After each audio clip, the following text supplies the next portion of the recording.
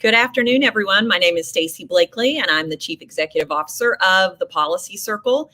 And we are so glad that you have taken time to join us today for the Full Circle Leadership Series. Now, in this series, we are going to dive into the skills that we all need to be better equipped, more impactful leaders, from personal branding and building coalitions. We recently heard from Vanessa Mendoza on how to build a compelling case, how to build a good story. And then today, really important topic of how do we get appointed to task force, boards, and commissions. Now, a special thanks to the Bowe Stewart Foundation. Thanks to our partnership with Bowe Stewart, the Policy Circle is equipping more women than ever through our Civic Leadership Engagement Program, CLEAR for short. And now we have this Full Circle Leadership Series thanks to their generous support so that our community can have the valuable skills that we need to lead. So I'm delighted today that our speaker is a fellow Texan, a friend, and a remarkable woman, Peggy Vanable.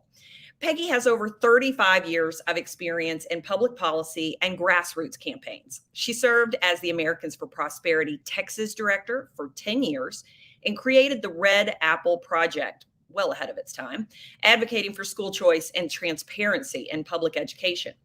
Peggy spent 13 years in Washington, D.C., working as the first White House Liaison for the U.S. Department of Education under Ronald Reagan. She directed the Take Pride in America grassroots campaign. Now, Peggy has won numerous awards. Her work has appeared in the Wall Street Journal, Fox News. She serves on countless boards, including the Texas Women's Alliance and the Texas State University Foundation Board. Peggy, that is a lot for a bio, but I think it barely scratches the surface. You are a wonder, and we're so excited to have you. Thank you, Stacy. I'm so glad to be with you again. I think it just shows that I'm old, but so happy to be with you. Well, with your experience comes a great deal of wisdom, and we're excited that we get to share that with our community today. Now, as the director of the governor's appointments office in the great state of Texas for Governor Abbott, you have a ton of experience. And so I think it might be important. So we start off kind of explaining to people, what are the types of boards and commissions that you appoint people to, and what's the impact that they can have sitting in those seats? A great question. I'd like to start off by saying here in Texas, the legislature is in session generally only 140 days every other year. We happen to be in the special session right now, but generally we aren't in session, and government is largely run by volunteers. These are the individuals that have been appointed to boards and commissions that oversee state agencies. They oversee universities. There are so many different boards and commissions. There are around 400 boards and commissions. Some of them are appoint one person. Some are up to 22 people appointed. They range in everything from environmental to energy to education, higher ed and K through 12. Everything from plumbing. When you think about the licensing that professions have, there are boards for just about anything you can think of that government does. So it's fascinating. It's interesting for us. And I'm so privileged to get to meet so many Texans who want to serve. Well, and one of the questions I guess I had for you, because I've talked to different people, right, serving on different types of boards and commissions. And with that variety, I would imagine comes a real variety of time commitments, expertise. Talk to me a little bit about that. How does that vary, and how do people evaluate that, for instance? You bet. Interestingly, the boards were almost all created by the legislature, and this is over the course of years. So no two look alike. There's no template for it, so to speak. Just as some are large and others are small boards, there are a few that are full-time positions. For instance, the Public Utility Commission, the Environmental Quality Commission.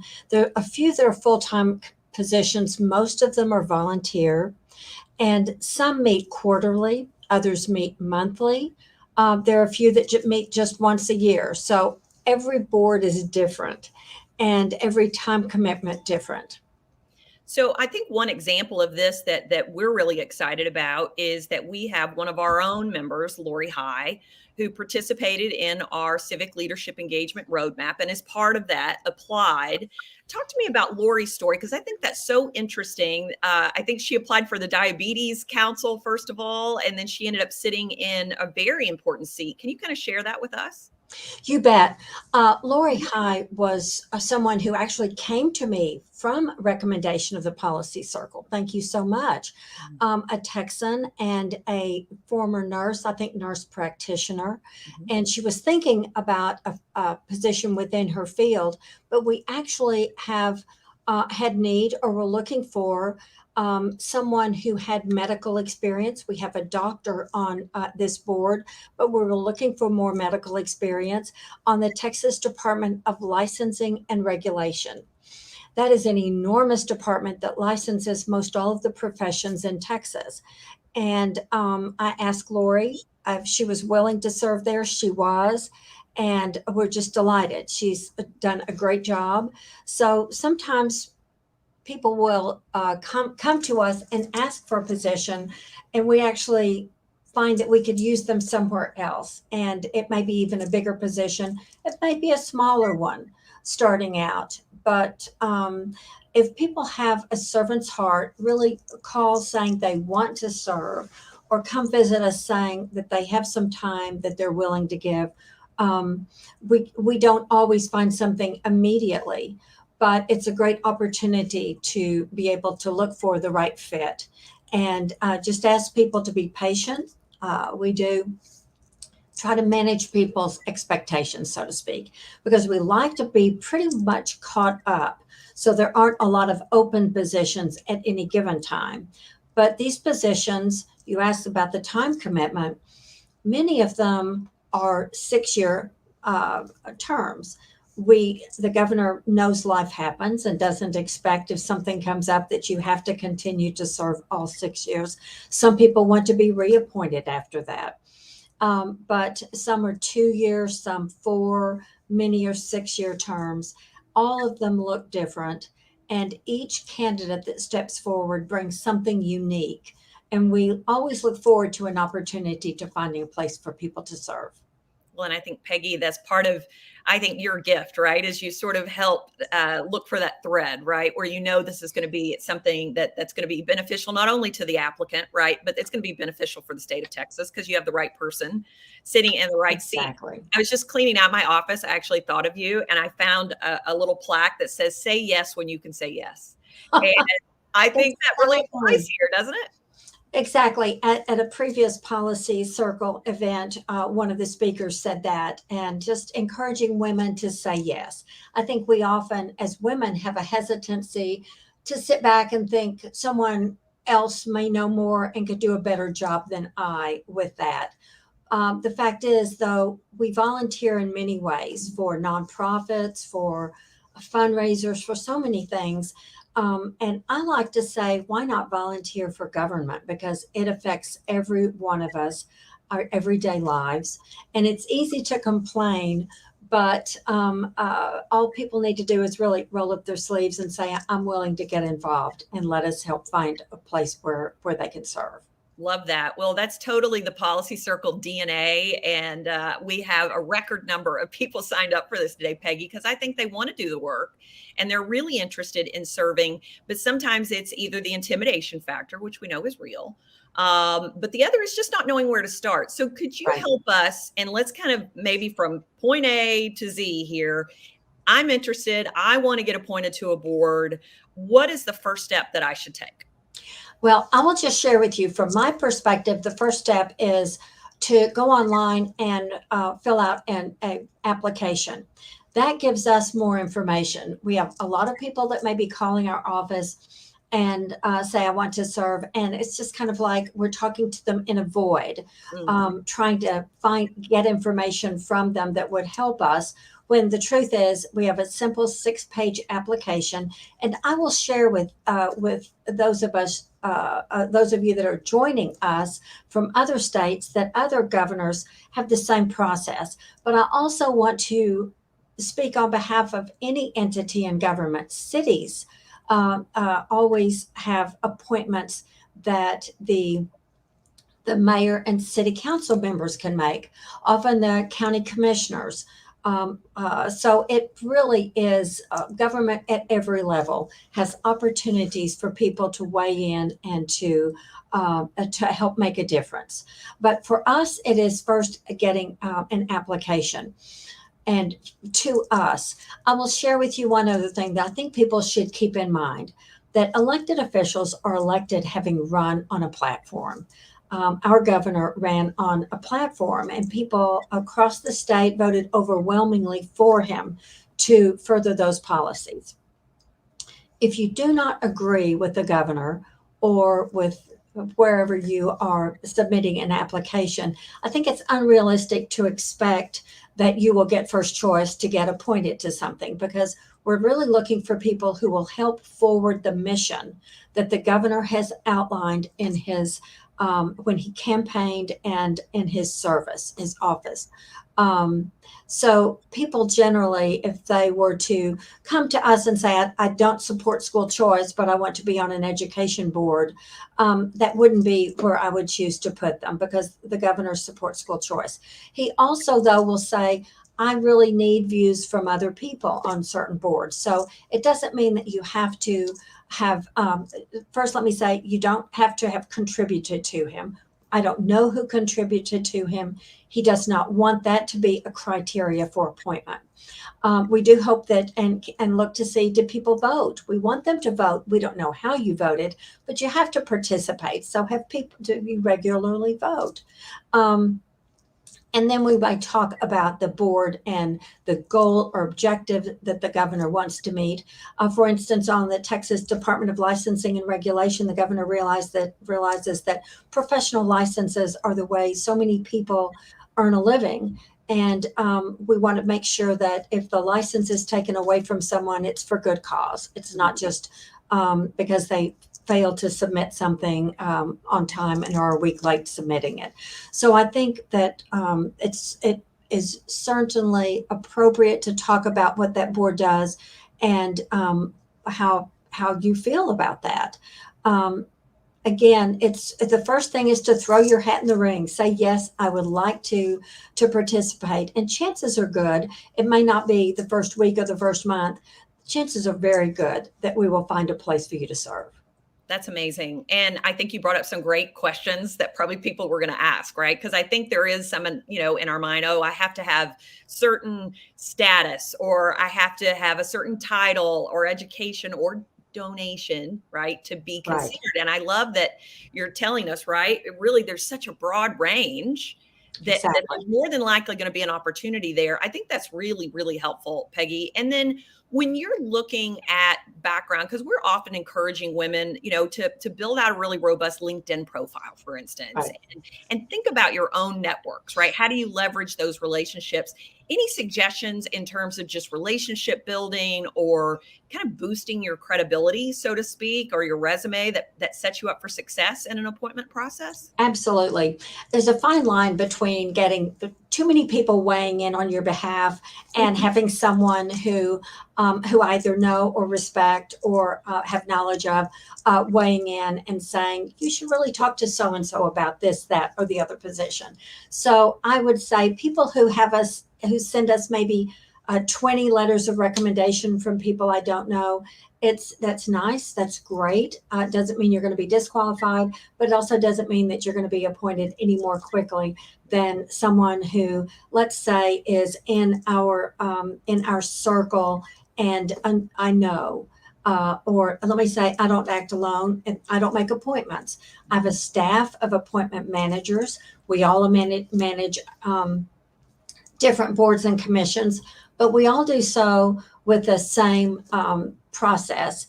And every appointment that is made goes in front of the governor, and we discuss with the governor that candidate and why we believe they would serve well in that position. He makes the decision on every appointment, and I love that. Absolutely. And that's, it's great for people to understand, right? There's many folks that are making that, but he makes the ultimate call sitting in that seat. I want to go back to something just very quickly that you mentioned earlier, because I think this is important, because we have people tuning in from all over the country. And you made a really great point, right? If you don't necessarily align with the values of the governor's administration, that may not be this may not be your time, right, to engage at that level.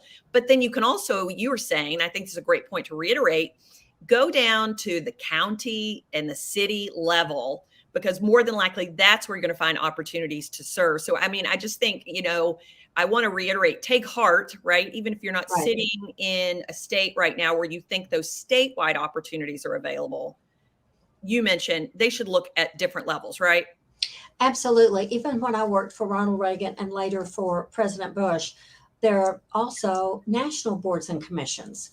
And as the White House Liaison, first for Education and then Interior, I made recommendations to the Secretary regarding appointments to those. So actually at the federal, the state and local levels, there are all kinds of positions, that everything from a zoning committee, which sounds in a sense really tedious, but is so important.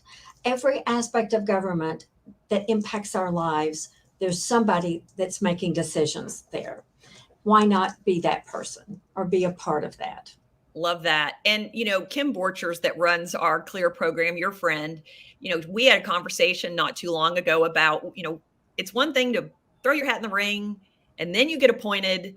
And we joked, because we're both from the country, what happens when the dog catches the truck, Right. And I think once somebody is sitting in that seat, what advice do you have for them? Thank you for asking that question, because this is so important. I always say, just take a deep breath and sit back and absorb everything you can. I will tell you, I think some positions merit having 6-year terms, because I have people say to me, I didn't really learn everything about this job until, maybe a year into it. Then I really felt confident in the votes I was taking, the decisions that we were making, the questions to ask. And so some of it is just sit back and soak it up and learn everything you can about it. Others, you may step in and already know that issue very well. But so often we're putting people on boards or commissions. And I'll tell you a story. The governor has been traveling around the state doing parent empowerment events on school choice. And he met someone in Midland, Texas, and came back and she gave me a call and said, the governor asked me to call you. So sure enough, I talked to her. She wanted a specific board. And I said, that is not going to come available for a couple of years. I do have a need for a public member on a radiological medical board. And she said, I know nothing about that. And I said, well, this is a great opportunity to learn. And we need people who are not practitioners. It is a public slot. And these public positions are so important. And so she agreed to. I took it to the governor and he said, well, I thought she was interested in something else. And I said, well, she was, but we don't have that available yet. And she's willing to take this. And he loved that. So I think the fact is, if you're willing to say yes to something that you may not know anything about, but are just wanting to serve, that will serve you well in the long run. And the truth is, you get to sit around a table with some amazing people from all over the state, get to learn about things that you may not otherwise have known about, and get to have input in government. I love that. And I think, there is something to be said for listening. I love that your advice is to soak it up. And I'm curious if you would find value, obviously through our civic leadership engagement roadmap. Part of the exercises, right, is attending those meetings that are happening at your city and county level, just to learn, soak up the environment, and obviously to become known as well. But I think, to your point, right, once you get that seat, asking questions and listening, critical. Right. So that's such I'll good. tell you, I always suggest that they go back and look at the videos of prior meetings. Oh, yeah. Most of the meetings are actually recorded. They're available. They're open meetings. They're all open meetings. And they can go back and actually see what the council or commission or task force has been doing. And I think that's very instructive. It also gives them an idea how it actually works around that table. I think many of us as women are often involved in, as I say, charitable and foundation work and sit around a table. But the fact is, many of us are also members of very big boards and corporations boards, and they all operate slightly differently. But the more people sit around that table, I think the more effective they become. So I like to see on let me go to the application itself. There's a page on the application that asks, what civic or volunteer activities do you participate in? And that is blank. I'm really reticent to think this person is really interested in serving or prepared to. And sometimes I'll say, do you have anything for this? Oh, yes, I just didn't fill it out thoroughly. So it's kind of like there aren't that 6 pages, mainly, check a box or fill in a blank. And it's really important to fill that in because it is instructive to us. And it gives us a little more insight and information. And we can, I think, better help the applicant when we have that information. That's an excellent piece of advice, and something that, I think you and I have discussed this as well, is sometimes we have a hard time getting women to tell us what they're doing. They're Right. not as good, let's say, as self-promotion as they need to be, but it's not even promotion. It's just recognizing the work you've put in, right? And then listening out in a credible way. Well, we've got a couple of questions, Peggy, so I hope it's okay with you. I think one that I think is quite interesting is someone wants to know about the college trustee positions and how people are appointed to those. Can you share? Yes, we have a number of public universities in Texas, from UT, A&M, and Texas Tech to Texas Women's University and others, Texas Southern. And I will tell you the top 3 are really Texas A&M, UT, and Texas Tech. We always have lots of applicants for those, and some people will send in an application saying that's all they're interested in. And yet, we're always looking for people for Texas Southern University, Texas Women's University. We have amazing women serving there, and others. So I think that if you're interested in a university board for the governor, he wants to know, did you go to that university? How vested are you in that university? How involved are you? And we love to see if it's somebody that is an alum and part of the Alumni Association. And like myself, I've been a foundation president for my university.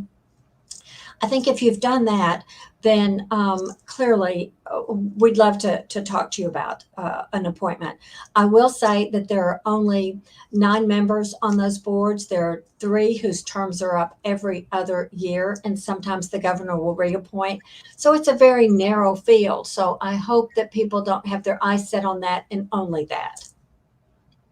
So I think one of the other questions, and I think I totally get what you're saying, by the way, because people are very excited about being on a university board of trustees. It's very coveted, very coveted. I know it's that way in every state. One of the questions that we have here is that, is there a place to identify all the open or vacant seats? For instance, in Texas, can we go somewhere and see which seats are vacant, or is that something that only your office knows? I will tell you, even I don't know that all the time. We do have a database which we can tell what seats are open or expire. I will tell you, there's really no such thing as an open seat. In Texas and most other states, there's a holdover provision. If a term is expired and no one new has been appointed to it, or that individual has not been reappointed, it is the expectation that they continue to hold over until they're either reappointed or until someone new is appointed to it. So with that holdover provision, there's really no such thing as an empty seat unless someone has recently died. Sadly, that can happen occasionally when you have, as many appointees as we do. But there's not a list, so to speak. And also, we like to say, rather than tell us, I want to be on this specific board, if you will say, these are my issues of interest or boards of interest, but I'm willing to serve where needed. That is truly appreciated, and I will tell you, rewarded. Okay. And so really, if we've got folks tuning in from Colorado, or I think we've got somebody in here that just asked that question from Indiana, their best bet is probably to find the application that is similar to the one that you have in Texas, which we will share with everyone that's tuning in from Texas today. But they need to find that application and start there with the willingness to serve. And then that sort of process Yes. of what's available is going to come into play. Is that right? Exactly. Many states are like Texas. On the governor's website, we have this organization. If they click on that, appointments office is the first thing that pops up. There we have all of the boards and commissions that the governor appoints to. We also have a link to the statute that created them so people could read more about what is the statutory responsibility. And then also, if they see a board they're interested in, they can actually go to Google that board, and then they'll see who is currently on there, what their terms are, find out about, their next meetings. So much information is available now that we have so much access on the internet to all of these boards and commissions. The public really participates. Okay, that is such a terrific piece of advice. And I think on that note, unless I hear from our moderator that we've got any other outstanding, we have a few more questions, but I think, Peggy, you've done such a good job explaining the landscape. What is your parting piece of advice for women who they want to influence, policy outcomes, right? They want to make their state, their community, their city better. They don't want to necessarily run for elected office, but they have a heart to serve. What is your advice? Oh, that's a great way to transition this conversation. I would say if you care about government and how it affects your daily life, get involved. And boards and commissions are a great way to do it. As you said, not having to run for office, to raise money, to campaign, but to truly be involved. And the first thing to do is just to go online and look to see what might be available. Ask questions. And also, it never hurts to network with your friends, find out if any of them are serving. And I will tell you, many people call us cold, and the governor gave us 2 charges when I came on. We had a whole new senior staff, and he said, I want you to do 2 things. One is follow the law, and the second is provide good customer service. So the fact is, we welcome people calling and asking us questions, and we're here to answer them and to address those and to try to help people get appointed to positions that they have interest in. Well, I love that. It makes me very proud as a Texan, the work that you guys are doing. But really, I think for all of us around the country, there is a hunger, right, to be involved and to serve. And the advice you've given today is both practical, and I also think kind of gives some of us the little kick we need to jump into the arena, Peggy. So just may I add one more thing? Men have no hesitation jumping in. We're always looking for good women candidates. So I so appreciate the policy circle, Stacy, the work that you do, and Maddie, because my goodness, at the last event, I saw some friends that I didn't even know were members of Policy Circle, and just some amazing people I got to meet. So part of it is networking. Just get out there, talk to people, put your name in the hat, fill out that application, give us a call, and let us work with you on it. Thank you so much, Peggy. I look forward to working with you more, and grateful for what you're doing to serve us here in Texas. And I think we all have great advice that we're going to take action on. So thank you. Thanks so much. Well, that is a perfect segue. Peggy's talking about getting involved, building your community, finding out who's serving. Guess where a great place to do that is? The Policy Circle. So we would love for you to consider joining our community. Our mission is to inform, equip, and connect. That connect piece is pretty easy. You can subscribe, get valuable resources and newsletters, and then you can also join as a member, right? And so there is an opportunity. I believe you have a link that you can click. You can always go to thepolicycircle.org and join as a member. And as a member, you can also apply for our civic leadership engagement roadmap. This is our proprietary program we have developed for busy women who want to serve. So we have Clear 1.0, which is founding principles in local government. This really helps you dig in, build town hall relationships. It will really help on that resume that Peggy was talking about, that you are engaging at the local level. And then Clear 2.0, which is focused on state and federal government, really understanding how state and federal government works. And then you can also obviously participate, like our example that we talked about today, like Lori High. You participate in an exercise in Clear 2.0 that can help you tee up these applications, and that you can put you in a position to get appointed to a task force. So we hope that you'll consider becoming more engaged, informed, and connected to us as a member. Be part of CLEAR. And obviously, we'd love for you to subscribe. So please take action today as we launch into our summer months. There's still so many opportunities for us to learn and grow and take our seats at the table. Thank you for joining us today.